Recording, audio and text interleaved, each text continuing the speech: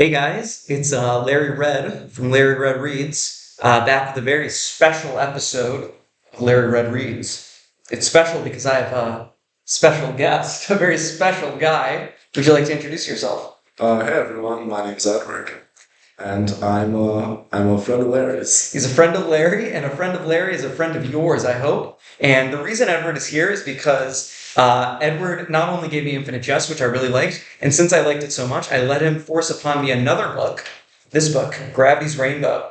Edward is sort of inextricably tied to this book. Whenever he meets someone, he sort of evangelizes for it. Yeah, And I yeah, don't stop talking. he doesn't stop talking about it and forces them to read it. And if they don't, They're not part of my life. they're not part of his life, and that's why I am his only friend, right? Exactly, I'm a very lonely guy. Yeah.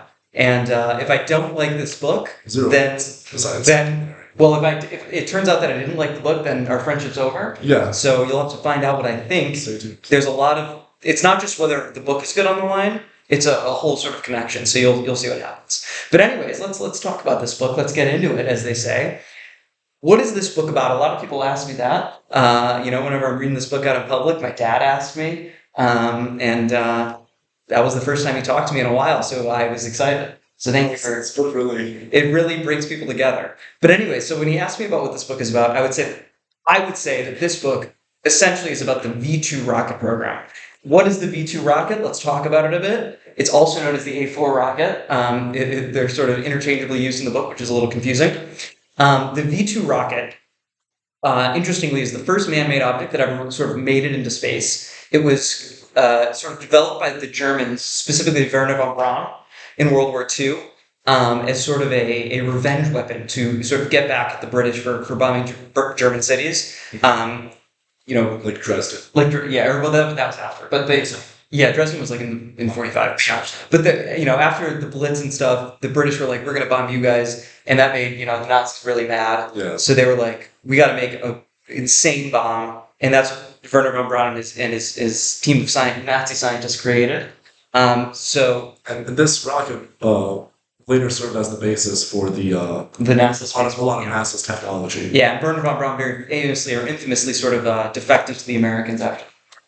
It helped us with our weapons and NASA rocket research. But anyway, so the book is sort of centered. I would describe the book as a web sort of centered around the V2 rocket, and then spanning out with the rocket at the center to a bunch of different sort of interrelated plots and characters. And the entry point that really sort of gets us into the book and gets us towards understanding the rocket is Tyrone Slothrop, who really we sort of follow for a lot of the book. He's probably the most talked about character. So Tyrone Slothrop is an American lieutenant, I believe. Yeah, something like that. Doing some boring desk job in London. Yeah. For the British Army, and he keeps a map of all the sexual encounters he has around London, and it's discovered by British intelligence that this map is a perfect predictor of where the rockets are going to fall from Germany. So yeah, he'll have a relationship with some woman like 5 days before, and then 5 days after that, a V2 rocket will fall in that place. And this sort of piques the attention, like Edward said, of the British sort of intelligence, and specifically this group. It's kind of like this really goofy, very funny group of characters, including this guy named Pointsman, this guy named Roger Mexico. One thing that Pynchon does is have a lot of funny names, and it piques this group of sort of. Not some of them are scientists. Mathematicians, also like mediums and psychics. Military Yeah. people. These people who are trying to find unorthodox ways of defeating the Germans. But anyway, so that's sort of our entrance to the rocket, and then there's tons of other webs going out throughout the book that all sort of connect to this rocket. But with that sort of basic stuff done, let's talk about the style of this book. Do you want to talk a bit about sort of how the book is structured with like the movie stuff? I would love to. Thank you, Edward. So the whole book is kind of written like a movie. Let's pull up let's try and flip to a random page. Yeah. You can see that there are these 7 squares that sort of separate sections of the book. Do you want to explain those, Edward? For sure. So each section, it's not quite it's like shorter than a chapter. Yeah. It's between like 5 and up to like 30 chapters. Mostly like 10 to 15. Mostly 10 to 15. And each section is supposed to be like a scene, a continuous scene from a movie. And those 7 dots, those 7 squares, Yeah. are supposed to be like old-time film reels. separating the scenes to make the whole book seem like a movie going from scene to scene. Um, and also in the writing itself, it's very difficult because Thomas Pynchon employs a lot of period accurate references and spellings and various songs and allusions. Yeah, like he references comic book characters a ton. He also just writes a lot of words just in German, or in, we'll get into this more, he writes in the Herero language sometime. Yeah. And we'll talk about that more in a bit. But yes, that definitely makes it difficult to read. There's also a lot of references to just very obscure topics. One that I enjoyed as a math person, there's a lot of references to statistics, especially like the way the rockets fall, for example. He talks about how they fall in a Poisson distribution, which is sort of this random distribution for how things should fall if they're being fired independently and randomly. There's also tons of references to calculus and chemistry, and one really important allusion in the book, and that sort of goes throughout, is from that guy Pointsman, who is sort of interested in why the Slothrop map matches with the rockets, the map of his sexual encounters matches with the rocket fallings, and he talks a lot about Pavlovian psychology, and that's a super important thing. So, Edward, do you want to talk about that? For sure. So the principle that Pynchon employs is the idea of creating and then extinguishing the reflex, which is essential to Pavlovian psychology. So you create the reflex through conditioning. With like the dog and the bell, right? Yeah, That's a famous example from your AP Psych class. Absolutely. And then at the end of the experiment, it's good practice to extinguish the reflex to what's called the 0 point, at the point where there's no association between the stimulus and the action. So the dog is no longer salivating because the bell after you extinguish it. Exactly. Yeah. But he, in a very postmodern way, he takes it beyond that, saying, what if you extinguish it beyond the 0, which is the name of the first section of the book, to the point where the cause and the effect, the stimulus and the reflex, are flip-flopped. And this is the basis of the connection for the map. Sorry to spoil that. And it's also the basis for it ties into the rocket as well, because the V2 rocket was the first rocket to travel faster than sound. So you would be hit by the rocket before you heard it coming, and it's a metaphor for the inversion of cause and effect. And yeah, that's a huge part of the book. There's a lot of it is sort of written in like this very metaphorical way. There are some sections where it's just very confusing to figure out what's going on, because it's sort of like in this coded language. So I guess with that in mind, let's talk about some of the big themes of the book, because this is really where you're not really reading this book, I feel like, for the plot, because the plot is very unorthodox. Things just jump around a lot. Things just sort of happen without a lot of cause and effect. Things just sort of occur. There's a lot of different plots. Yeah, there's a lot of different plots that can be very hard to follow sometimes. Characters will get mentioned. They'll be sidelined for 400 pages and then come back. So really I feel like what this book offers, its strongest point, is like the analysis of big themes. And we'll touch on 3 of them. There's a lot of them. So I'd say one of the biggest themes in this book and in a lot of Pynchon's work is the theme of paranoid conspiracy. The book is constantly referencing this nebulous they, and this they is often capitalized, like God would be in the Bible. And it's this big concept of, is Slothrop, through his adventures and other people, are they really doing what they want to do through free will, or are they somehow being controlled? What is really going on? And so do you want to talk about what that they sort of represents in your view, Edward? Absolutely. So there's a lot of different ways to interpret it, and I think one of them is like the powers that be, so to speak, as in British intelligence for Slothrop, and all sorts of actors behind the scenes, planting people in certain places. There's a lot of talk about GE and big from chemical groups like IG Farben, which is a German company, and then also the Soviet Union it could be viewed as that day. Absolutely, and there's all these sort of actors that are controlling your life that you can't really even interact with or comprehend, really. That it is one of the problems for paranoids. You become so paranoid because you don't even know what if you have free will, what's going on. You're just confused, and the reader gets that sense too. Absolutely. The characters. Thomas Pynchon really instills this paranoid fear in you as you read it. Yeah. What's the other sort of way you could view the they? There's also they in the more religious sense, but we'll touch on that later. What do you think? What do you think you could be the they I as? think like kind of what you said, the powers that be, but also this idea, and this is going to the next theme we'll talk about. It's like that idea of they as like just sort of this supernatural force that is sort of leading you into a certain direction.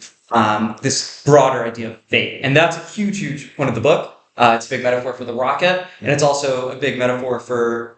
It's also the book touches a lot on the idea of preterition and Calvinism, and that sort of relates to this. Do you want to give a brief introduction as a theology, as someone who went to okay, he knows a lot about theology. Not really, but he knows about preterition because we read this book. So yeah, it's all from the book. Yeah. So yeah, a lot of the book touches on Calvinist ideas, and if you all don't know about Calvinism, it's a Christian sect which believes that there's no free will, that God's already decided who's going to go to heaven and who isn't. From the moment you're born. From the moment you're born. No matter what you do in life. Maybe even before that. Yeah, some people are saved. Yeah. And the people that are going to go to heaven, they're the elect, they're chosen by God, and those that are the preterite, which is the passed over. Yeah. And it talks a lot about this, as Larry said, from the supernatural way, as well as from the powers that be sense. That yeah. Some people are just chosen to. It talks a lot about like some people who were meant to survive the war and some people who weren't. And just the general, the huddled masses, those victims of the bombing of London, and the victims of colonialism as well. Yeah. Before the war, are those passed over, like the millions of nameless victims. Yeah, and a lot of the book sort of touches on. A lot of the book takes place in Europe right after the war's ending, after VE Day, and it's just this unbelievable amount of destruction. Like a constant sort of placement in the book is DPs or displaced persons that are just sort of scattered throughout Europe. Their homes have been destroyed, and refugees from Poland, from Germany. That's a big sort of mainstay in the book, and all of it sort of relates to that idea of preterition. And there's also the feeling that you get. That the characters get when they realize that like they are just a nameless victim of this war. Yeah. There's one character, Pirate Prentice, whose name is an anagram for preterite panic, and his whole is like he has this amazing ability that I won't get into, but it's very weird. Yeah, towards the end of the book, he realizes that like he's just been a pawn this whole time. Like he's just been used by British intelligence, and that he's really never helped anyone. Like he's preterite, and it's a very sad moment. And as Thomas Pynchon does, he really makes you feel that. Yeah. As with the paranoia. And it's something we can all kind of relate to, I feel like, in the modern world, like realizing that you're not the main character. Like yeah, realizing that you're just another person, yeah. You're not special. Yeah. And that's sort of it's sometimes hard in this book where it's so like abstract and very like you're reading all this like complex language. Like you definitely need to have a dictionary when you're reading this book next to you. There's several online. Yeah, there's like guides that have like page by page annotations, and they're not. Sometimes they're not the best. Sometimes you read things and you're like, what is this even saying? And you just don't know. But it is cool. Like I think these overall themes, when you like sort of zoom out, they really do. Even if the language is confusing and it's written like in a 1940s dialect and in German some of the time, like the themes are actually sort of are important to today as well. And they're universe. Yeah, and especially one of the last themes that we'll touch on quickly, race and racism and colonialism plays a huge part in this book. Specifically, one of the most important characters is Oberst Enzian, who is a Herero, which the Herero are an ethnic group in modern-day Namibia, and a big part of this book is about their history being colonized by the Germans in the German colony called Südwest. And there was actually, I had no idea about this, but from like 1904 to 1908, there was a genocide of the Herero people by the Germans. And Oberst Enzian is sort of like a refugee from this genocide who comes to Germany along with some other Hereros with, I would say like one of the antagonists of the book. I don't even know if he's an antagonist, but Lucero, who's this like sort of Nazi German rocket general. He sort of travels along with the rocket and fires it, and he's a huge part of the book. And Enzian is sort of obsessed with this rocket. These are all sort of the webs that come out of the rocket. Now we're getting in too deep, but let's talk about the overall theme. I think the way that Thomas Pynchon explores the theme of race and colonialism, for me, when I read this the first time, it blew my mind. Because this was a perspective I'd never encountered before. But he views like the relationship between Europe and Africa during the scramble for Africa, and he views why colonialism happened beyond just the material theft of resources. Obviously, that's a huge part of it, but what it represented on like the psychological level, and he compares and contrasts what America did versus what America had done a few hundred years before the scramble for Africa with the African colonization. And there's a lot of really interesting ways that he takes this and uses several incredible metaphors. Yeah, it's kind of confusing and hard to go into just in this video, but yeah, there's a lot of really interesting stuff about just bigotry in general in this book. Yeah. Obviously, like, they're Nazis, so they're gonna have some pretty wacky views. Yeah. But it's really, really good, and these themes are really like why I like the book. So I guess we'll go into our closing thoughts. Yeah. I'll give mine first. The good news is that me and Edward can still be friends. He said if I rate the book below a 3, he's cutting me off. He's not part of my life. And yeah. Hopefully he is. Luckily, we're rating it a 4, and I'm not biased by that. It's truly what I believe. This book, it's definitely hard to read. It's not as good, in my opinion, as Infinite Jest, because I think Infinite Jest does a better job of sort of relating to a reader, and part of that is the style of writing, and part of it is, I think, the genius of David Foster Wallace. If you wanna hear more about Larry's thoughts on Infinite Jest, check out my last video. Thanks, Edward. Appreciate that. Of course. But so I think the book doesn't do as good of a job as making you like sort of love the characters in a way that Infinite Jest did. Like in Infinite Jest, you really, really feel a connection with Hal and his family, I feel like. Here, it doesn't do as good of a job with that. But despite that, like the themes are so cool and the writing is so interesting, and there's so many like just fun parts of this book. It like I said, it like breaks out into song. It really is like a romp. It's a very comedic book, along with being serious at points. And it allows you to explore some really cool ideas. It allows you to learn a lot. That's another thing I really liked about this book.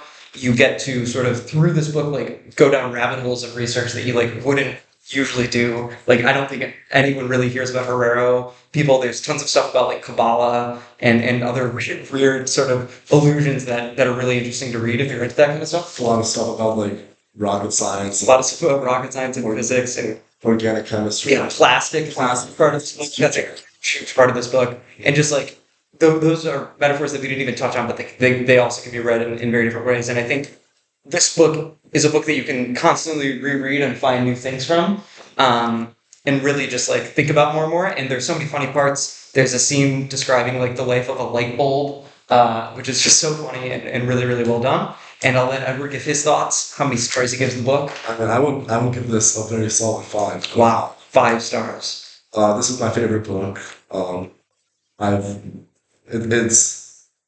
And when I read it over the course of several months, because I'm not nearly as disciplined of a reader. I read it over like several months too. I took a long time. I read it as long. Okay. But yeah, I was not nearly as disciplined as Larry reading this book. But it changed my views. It really changed me as a person. It taught me to view free will in a very new way. It made the theme of premonition is something I still think about today. And I see it in a lot of other books that I read. I don't focus on it as much, but I see how it is just a universal feeling that Thomas Pynchon has the vein of.